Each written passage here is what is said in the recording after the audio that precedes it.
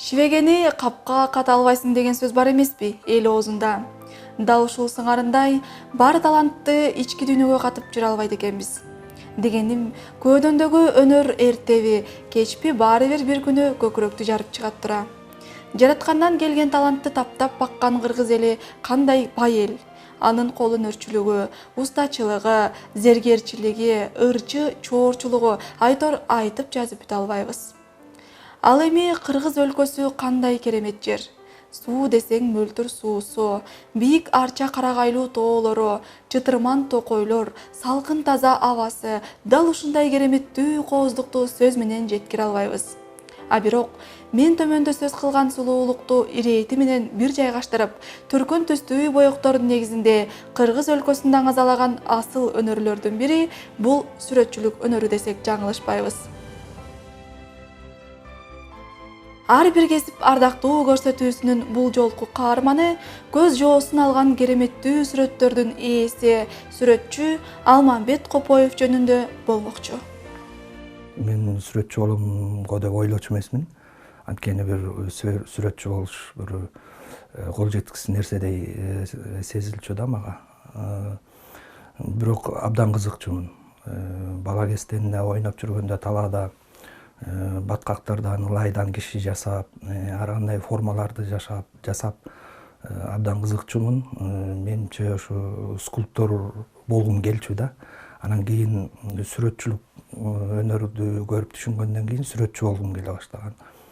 Мектепте классташтарымдын сүрөттөрүн баарын мен тартып берчүмүн. Парталарга биринчи, экинчи класста партага сүрөт тартып, далай эжейимен тил уккан күндөрүм болгон. Бул көрсө сүрөтчүлүк кайдан келди дегенде мен эне атаман өткөн, эне сүтү менен ата каны менен өткөн өнөр экен. Айта кетсем, апамдын улуу агасы болгон экен, согуш убагында согушка кетип кайтпай калыптыр. Ошол кишинин абдан чоң өнөрү бар экен да, ошо сүрөтчүлүк боюнча. Анан апам деле азыр 80 жашка келип калды, ал киши дагы уз, баардык аялга тиешелүү сайма, өрмөк, кийиз, баардык нерселерди жасайт. Азыр деле карыса деле кармалап коюп жүрөт кээде. Ошол тайеке тарабынан өтсө керек сүрөтчүлүк. Анан атам дагы учурунда абдан сүрөттү жакшы тартчу экен, бирок баягы согуш маалында бала чагы ошо согуш учуруна туш келип калып, сүрөтчүлүк өнөрдү аркалабай, бул устачылык өнөрдү аркалап кетип, анан уста болуп калган экен да. Өзүм 16 бир тууганмын, бир туугандардын баардыгы ошо кол өнөр менен оокат кылабыз. Алмамбет Копоев 1968 жылы Нарын облусуна караштуу Ат Башы районунун Карабулуң айылында зергер устанын үй бүлөсүндө 16 бир туугандын арасында жарык дүйнөгө келген. Бала кезинен тарта эле ар түрдүү чиймелерди чийип, айылдын кооздугун көзгө сактап алып, аны ак баракка түшүрүп жүрчү экен. Кыргызстанда бир-эки эле художниктерди даярдаган бир-эки эле окуу жай бар болчу. Ошонун эң күчтүүсү Чуков атындагы көркөм сүрөт окуу жайы. Ошого тапшырдым. Ал кезде бул Орто Азия боюнча бул окуу жай абдан күчтүү окуу жай болчу. Башка коңшу өлкөлөрдөн да келип тапшырышчу бул окуу жайга. Анан багым бар экен, Кудай жалгап, ошо окуу жайга өтүп кеттим. Ошондон баштап анан мен бул сүрөт дүйнөсүнө аралаша баштадым. Окууда болсо Кудай жалгап агайларым Кыргызстанга абдан белгилүү болгон Абдырай Осмонов кыргыз эл сүрөтчүсү. Ошол кишиден 4 жыл сабак алдым. Рисуноктон окуткан Сапар Талипович Осмоналиев деген агайдан окудум. Композициядан атактуу Гүлнара Мусабай деген эжеден окудум. Ошентип сүрөтчүлүк дүйнөгө аралашып кеттим. Үй бүлөсү менен таланттуу адамдар болгондуктан 1984 жылы Аттын кашкасындай таанымал белгилүү советтик режиссер Төлөмүш Океев атайын документалдуу тасма жаратып, тасмадан Алмамбет аганын жигит кезин көрүүгө болот.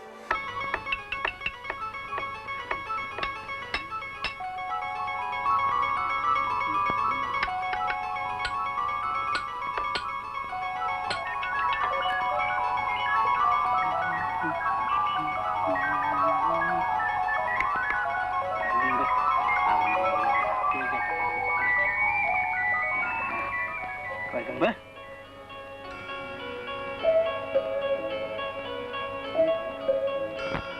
Hazır mı lan gözüm sana göz yeter ya ben. Bana ki.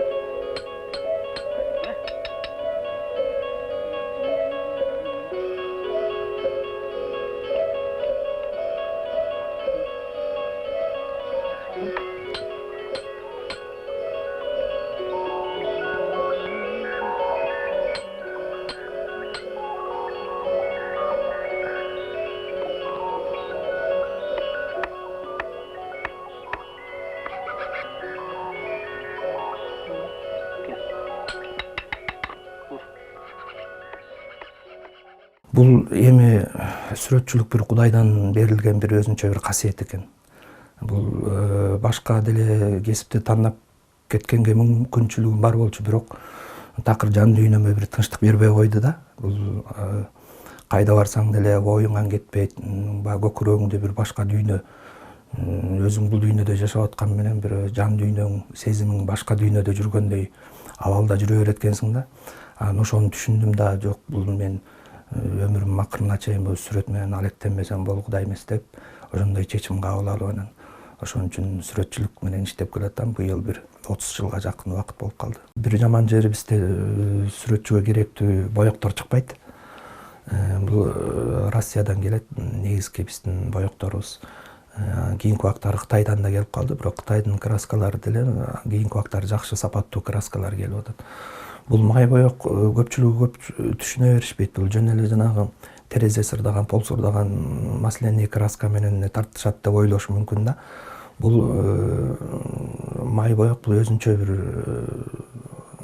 заттарды, өзүнчө пигменттерди камтыган өзүнүн составына ушунчалык күчтүү боёктор болот. Булардын гарантийный сроктору 250-300 жылга чейин, эгер комнатный температурада сакталса. Мындай музейный шартта сактаса 1000 жылга чейин сакталат да. Бул өтө кымбат турат, бирок кымбат турган менен абдан сапаттуу. Биз ошол Россиянын краскаларынан алып иштейбиз. Кээде Кытайдын краскалары менен деле жакшы краскалар менен иштеп атабыз. Албетте бул материал көпчүлүгү холст деп коет. Холст дагы ошо Россиядан келет. Кээде өзүбүз колго грунтовка жасап, өзүбүз дагы даярдап алабыз. Анан рамкалары, подрамниктерин өзүбүз жасайбыз, бирок материалдары сырттан келет. Алар евро багет деп коет. Азыр ошо тыштан келген материалдар менен анан өзүбүз жасап, баарын даярдайбыз. Мына бул картина болсо кадимки эле бархытка тартылган. Бул бизде Кыргызстанда биринчи жолу, себеби бизде баягы Союз убагында окутканда сүрөт полотного, холстка эле тартылыш керек деген бир түшүнүк бар болчу да. Анан кийин Союз урагандай, эгемендикке жеткенден кийин чет өлкөлөрдө баягы башка сүрөтчүлөр кандай иштейт, эмне менен иштейт көрсө бизде баягы бир чектөө кийирип койгон сыяктуу болуп эле иштеп жүрүптүрбүз да. Чет өлкөдө болсо ар кандай нерсеге иштешет экен. Мисалы үчүн Египетте папирус деген кагазга тартышат. Кытайда болсо шелкография абдан өнүккөн. Ар нерсеге тартса болот экен да. Анан арабтар, түрктөр бархытка көбүрөөк тартат экен. Бирок баягы технологиясы абдан татаал экен. Мен ушу технологиясын таппай жүрүп араң таптым да. Бул сүрөт негизи грунтовкаланышы керек да, биринчи тартылаарда. Бархытка грунтовка бере албайт экенсиң да, берсең баягы бархыт башкача болуп калат экен. Анан көрсө өзүнүн бир жашыруун сырлары бар экен. Анысын таап, анан азыр иштеп атканыма бир 3-4 жыл болуп калды. Кардарлар ушуга көбүрөөк кызыгып атышат. Бул кадимки эле май боёк менен тартылган. Мунун жашыруун сыры болгону ошо грунтовкасында да. Анан айрыкча бул бархытка түнкү пейзаждар жакшы тартылат. Ай менен суу айкалышканы адамга бир башкача таасир берет да. Ушул көбүрөөк иштеп келатам. Акыркы убактары буйрутмалар ушундай картиналарга көбүрөөк болуп атат. Студенттик жылдарында эле сүрөт тартууга өтө дыкаттык менен берилип, чыгармачылыгынын көбүн эсе жаратылышка, жан жаныбарларга, Кыргыз өлкөсүнүн сулуулугун чагылдырууга арнап келген. Буга чейин сүрөттөрдү кадимки ак баракка түшүрүп келген болсо, учурда кадимки бархат материалын жана тери кайышты колдонуп, эң сонун түнкү пейзаждарды жаратууда.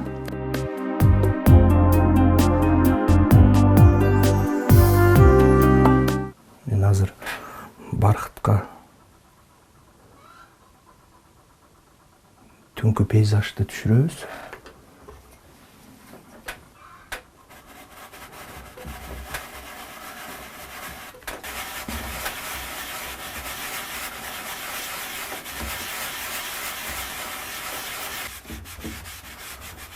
Растяжка деп коет, мына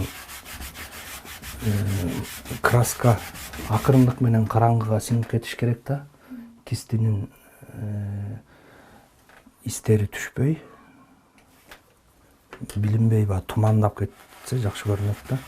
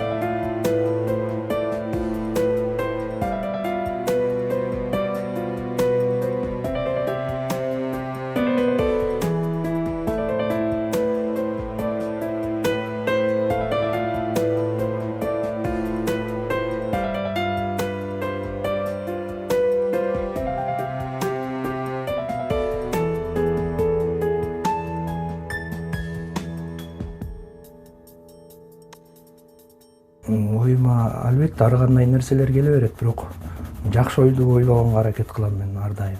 Анткени себеби адамдын ою дагы ошо ишине кандайдыр бир таасирин берет экен да. Мен ошону көп байкадым. Кээде бир нерсеге капаланып, бир нерсеге кыжаалат болуп туруп тартылган картина негедир бир сүйкүмү жогорок болуп калат да, ойдогудай болбойчу.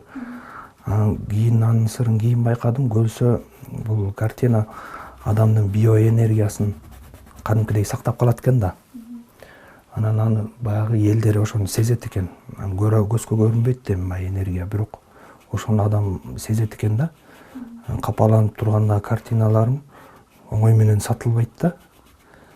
Анан баягы жакшы ой менен, бир жакшы маанайда тартылган картиналар тез эле сатылып кетет. Элдерге аябай мындай бат жагат да.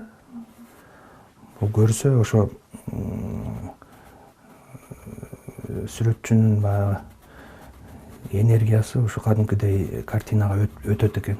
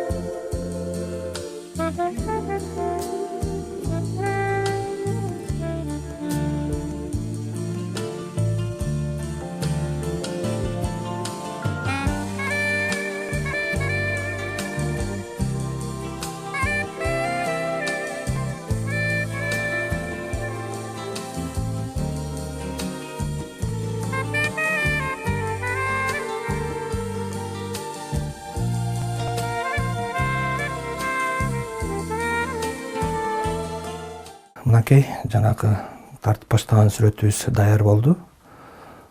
Буга эми жакшынакай рамкасы кийгизилет.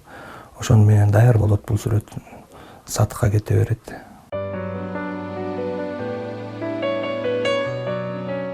Жигитке 70 өнөр аздык кылат эмеспи? Алмамбет ага сүрөт тартуудан сырткары тоо этектериндеги түрдүү таштарды тандап келип, түрдүү сүрөттөрдү чегүү менен кооздукту даңазалап келет. Алмамбет аганын эмгектерин чет элдиктер өзгөчө баалап, өзүнүн айтуусу боюнча анын сүрөттөрү дүйнөнүн ар булуң бурчуна тараган. Жалпы эле чыгармачыл адамдар ар дайым изденүүдө болуп туруш керек да. Изденбесең өспөйсүң. Биз албетте баскан турган көчөдө жүрсөк да оюбузда ошо изденүү болуп турат. Бир башкача кубулуш болобу, бир адамдар байкабаган бир көрүнүштөрдү көрүп калганга, ошолорду эске сактап калганга аракет кылып турабыз албетте. Андан тышкары интернет деген бар, башка өлкөлөрдүн сүрөтчүлөрү кандай деңгээлде иштеп атат, кандай чыгармачылык жолдо баратышат, аяктарында маалымат алып турабыз. Бирок кийинки убактары биз демо өзүбүздүн жерибиз дүйнөдө эң кооз жерлерден деп айтып келет эмеспизби? Ошо өзүбүздүн Кыргызстандын кооз жерлерин ушул полотного түшүрүп сатыкка чыгарганга аракет кылабыз. Бир жагынан бул баягы жарнама сыяктуу болсо дагы, экинчи жагынан бул четтен келген кардарларга өтө кызыктуу да. Биздин кооз жерлери, көлүбүз, тоо таштарыбыз, биздин ошо тыштан келгендер ошо биздин кооз жерибизге кызыгышат, негизи биздин жаратылышыбызга кызыгат да. Ошолорду көбүрөөк тартабыз.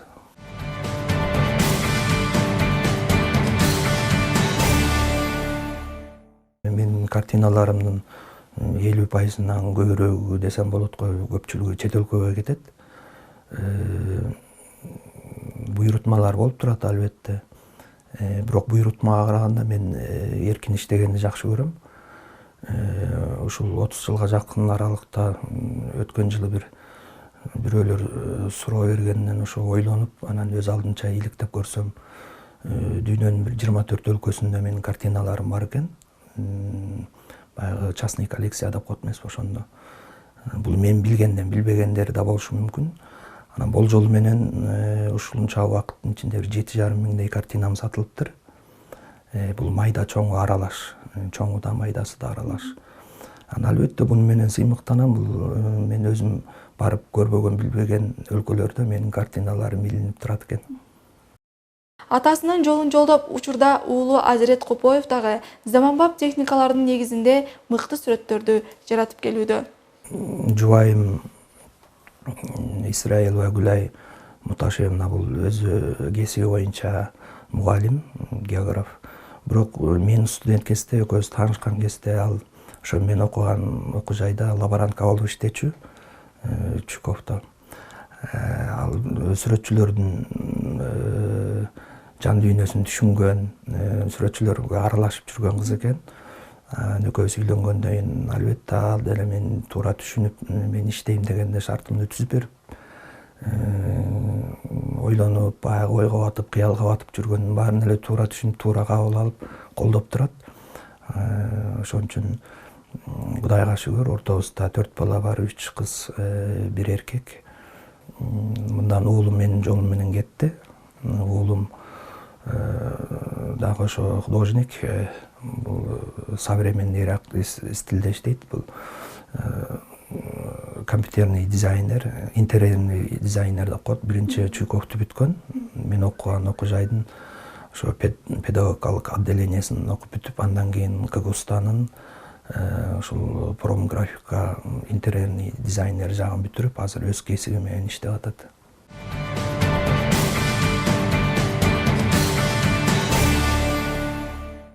Эч кандай өкүнбөйм, өкүнүч жок. Анткени себеби бул менин сүйгөн кесибим болуп атпайбы? Албетте адам деген өзүнүн сүйгөн кесиби менен иштесе, жан дүйнөңдө бир абдан чоң бир рахат болот да.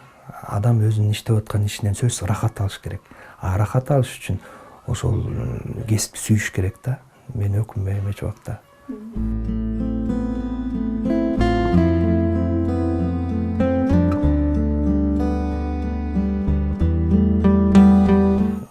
азыркы жашоодо заман өсүп атат, технологиянын заманы болуп атат. Бирок ошондой болгон күндө дагы кыргыз эли баягы таланттуу эл, анын үстүнө талантты да баалаган эл эмеспи. Анан мен кайрылат элем ушу жаштарга көбүрөөк, ушу сүрөт искусствосуна да көбүрөөк маани берсе, ушул сүрөт искусствосунун дагы баягы жан дүйнөсүн байытса деп тилек кылат элем да. Себеби көпчүлүгү баягы ырга, музыкага албетте анын баары керек. Ошол жакка көбүрөөк маани беришет да, бул сүрөт искусствосуна анча көңүл бурушпайт да. Бул сүрөт искусствосу өтө түбү жок деңиздей болгон, океандай болгон бир чексиз нерсе да. Азыркы жаштар ошого маани берип, сүрөт искусствосунан да ошо жан дүйнөлөрүн байытып, бир рух дүйнөсүнө бир азык алса деп маани берсе деп тилейм. Ошол жалпы кыргыз элиме тынччылык тилейм, аманчылык тилейм. Силерге окшогон жаштарга баарыңарга бакыт, таалай жакшылык тилейм. Заманыбыз тынч болсун. Албетте тынчтык бар жерде баардыгы жакшылыктар болот эмеспи.